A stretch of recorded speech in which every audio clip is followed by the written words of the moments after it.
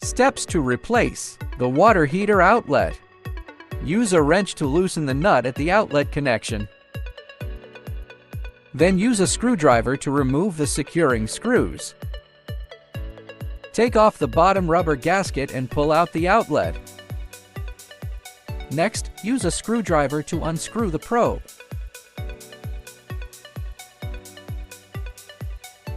And carefully remove it. Be sure not to lose the sealing ring. Then, replace the outlet with a new one and place it back in position. Make sure the black sealing ring is placed in the middle.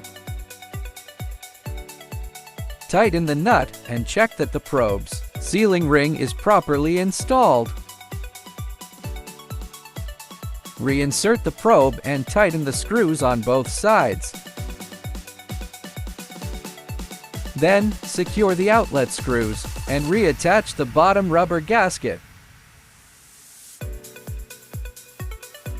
Finally, use the wrench to tighten the nut. The replacement is now complete.